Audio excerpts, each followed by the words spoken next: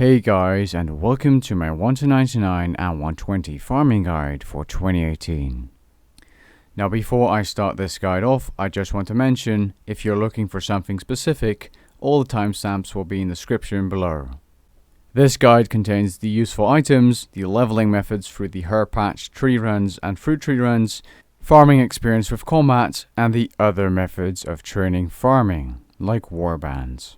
Kicking off with the useful items, we have the farming urns. Now farming urns can be used for additional farming experience, and they are activated by using a nature rune.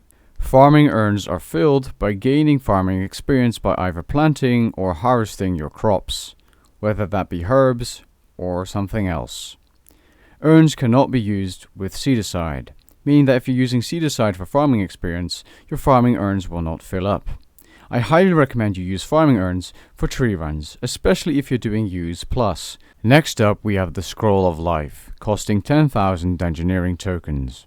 This scroll gives you a permanent 10% chance of giving back your seeds after planting them, except for flower and tree patches. This still works if the crops have died, but you'll get back random seeds. The Scroll of Life also has a 5% chance to give back your seeds from a dead tree or stump. Next up is Super Compost, which you can use on your patches, and this reduces the chance of your crops or plants, trees, whatever, of dying, which is useful and can save you money sometimes. Super Compost is obviously better than the regular compost, and it increases the minimum amount of produce or produced stuff you get from patches. For herb and allotment patches, the harvest lives are increased by 2, meaning that you can get more herbs. The Green Fingers aura is especially useful if you're into herb runs, as it prevents farming crops from dying while the aura is active. Now depending on the tier of the aura that you have a 3 to 15% chance for extra crops, in this case being herbs, from the patch, which is kind of nice, and therefore you can get more herbs and get more money. No extra experience is gained for the extra crops however, which is a shame. Next up is the normal farmer's outfit, increasing your farming experience by 1% per piece. If you have the full set, you get 1% additional bonus experience in farming for a total of 6% for the entire set. Now the farmer's outfit can be obtained from Treasure Hunter, but it can also be obtained from the Cabbage Face Punch Bonanza minigame, costing 800 reward points per piece of the farmer's outfit. Next up is the Farming 99 skill cape, being only relevant to you if you're going for 120 or experience after 99 if you already have 99 farming. This cape requires 99 farming, obviously, and gives you a chance to harvest all the crops from a patch instantly. The farming skill cape also automatically notes all the harvested crops. The Perfect Juju farming potion is also a useful item, lasting 1 hour per sip of the potion. That's only for the perfect version, of course. It gives you a 5% chance of getting Harmony Moss from any patch while harvesting the crops. It also gives you a 25% chance of getting 2 Harmony Moss in one go from the Harmony Pillars in Prif. Now for the 5% chance of getting Harmony Moss from any patch, you do not require to have access to the Elven City. So this is one way of getting Harmony Moss if you're a normal player. You can just buy the potion of the GE. The Magic Secateurs are also a useful item, especially if you're doing herb patches. It is obtained from the Fairy Tale Part 1 quest, which is a very easy quest to complete by the way, and very short as well. Now this item can be equipped or put in your tool belt, which I highly recommend you do. It has a 10% chance to give you more yield when farming. I know I do see that typo guys. Don't tell me in the comments down below please. I'm sorry. And that only counts for when farming herbs, allotments and hot patches, meaning that you can get more herbs from a herb patch, for example. It also has a chance to stop a patch from losing a life, meaning that you can harvest even more per patch. The next item is the Magic Watering Can, being useful for tree farms. It is obtained from the Fairy Tale Part 3 quest. Now if you're doing tree runs, you require tree saplings, and to make tree saplings you also require a water source. And this is pretty much an unlimited one, you don't have to keep refilling at a fountain each time. So all in all useful if you're going for farming levels past 99, as you're going to have to refill a huge amount of times, if you're doing tree runs of course. The next useful item is the first of the new outfits added by player-owned farms. To obtain any of the new outfits you require the Master Farmer's Blueprint bought at the player-owned farm shop for 1000 beans. After that you can obtain Master Farmer's Fragments and you require 3600 per piece of the outfit. To even obtain these fragments, you require the blueprint, like I said, and 80 farming and 20 invention. After that, if you do get the outfit, the benefits are pretty nice. If you have the normal farmer's outfit, you receive the bonus experience from the outfit. It also has a 5% chance to harvest more hops, herbs, and allotments from crops. Herbs are auto-cleaned on harvest, which is nice, and can get you more money per herb, as you don't have to clean them afterwards. Planting hops, herbs, flowers, and allotment patches are automatically watered with this outfit. You also get remote access through the outfit to the herbal or habitat teleport items if you own them in your bank. The next new outfit is pretty much relevant to you if you want to do player-owned farms, giving the same bonus as the normal farmer's outfit if you own it. Again, animals age 5% faster when you're at player-owned farms only. You get 5% more beans from the farmer's market. You get a better chance of positive traits from breeding and checking your animals. And you get remote access to the player-owned farm teleports if you do earn them in your bank. It obviously requires the same amount of master farmer fragments as the other outfits, and you require the blueprint as well. The next and third new outfit added by player-owned farms is the tree farmer's outfit, requiring the same as the other outfits again. But the bonuses are obviously different. Except for the normal farmer's outfit bonus experience you do receive if you do earn that outfit. You get a protection payment discount, you can cast rapid growth twice per day per patch, you get 5% bonus produced when harvesting fruit trees and bushes, and you get remote access to seed pod teleports if you do earn them in your bank. The next outfit is the Master Farmer's outfit, made by combining the tree, crop, and animal outfits from player-owned farms. Again, it gives you bonus experience from the normal farmer's outfit if you do own it. Now, the outfit gives you all the same bonuses as the previous outfits combined, including the teleports, but some rates are increased, like the animals age 7% faster instead of 5% at the player-owned farms if you are there, and all the other boosts that were 5% are now 10% with this master outfit. All in all, a very good outfit, and in total it requires 54,000 master farmer fragments, which is quite a lot, but once you do get this outfit, it's pretty damn good.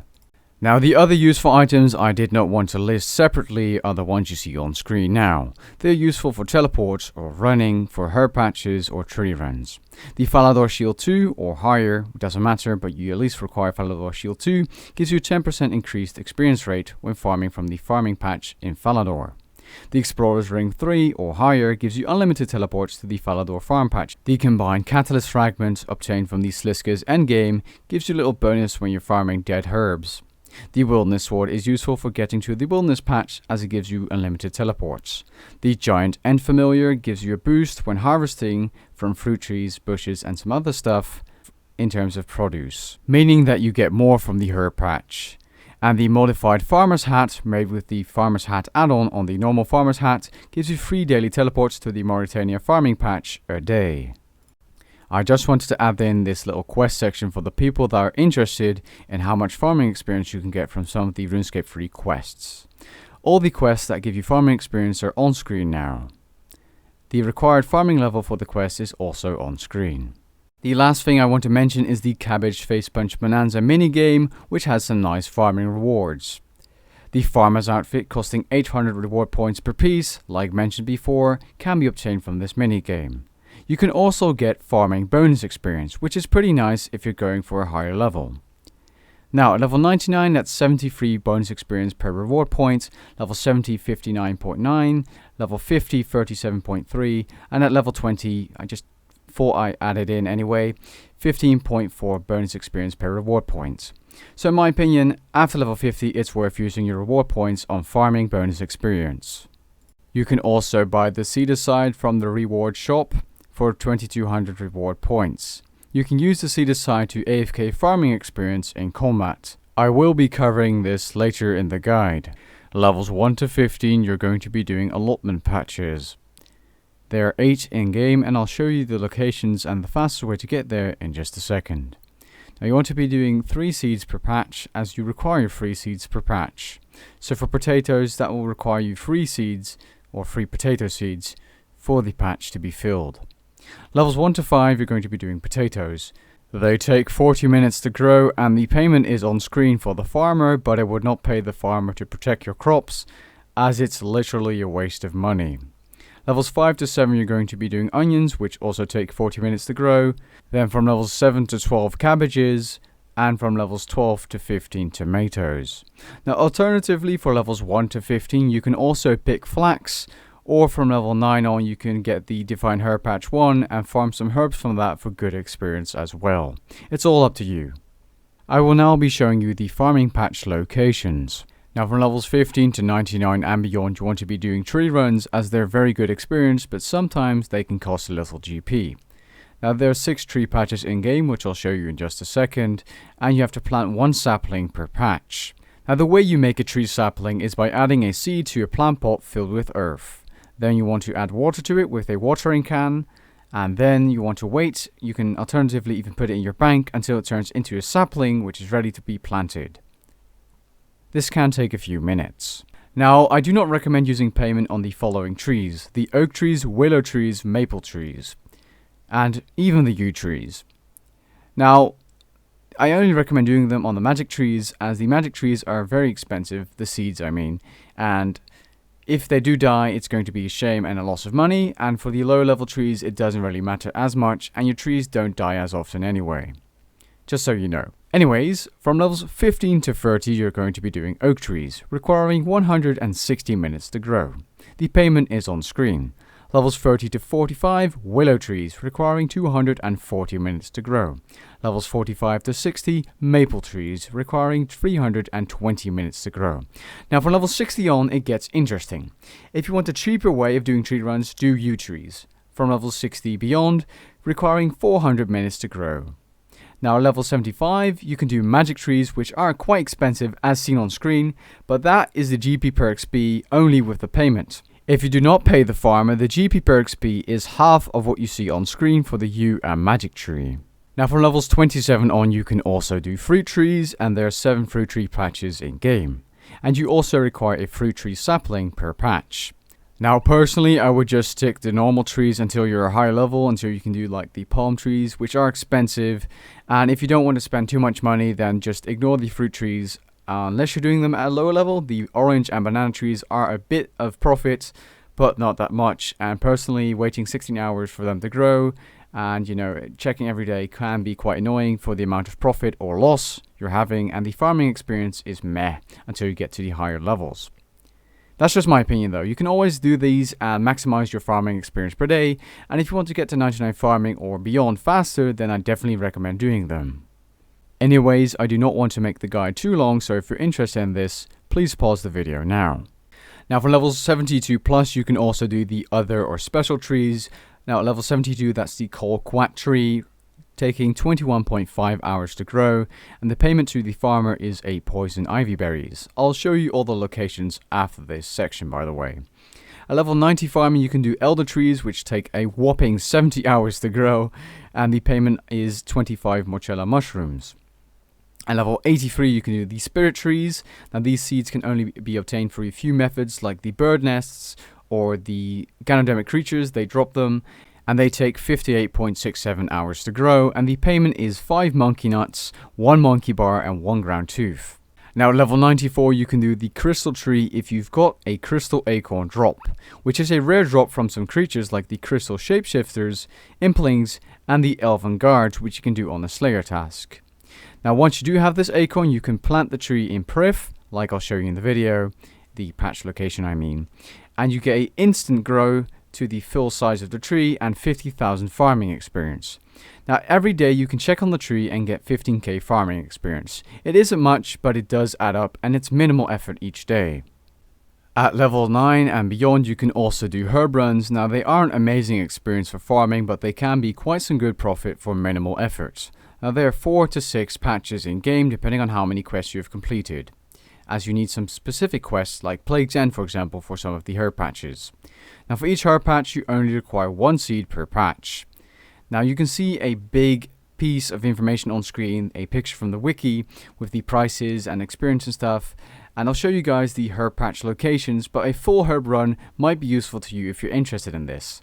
I highly suggest looking up a separate guide for that, however, as I do not want to make this video longer than it already is.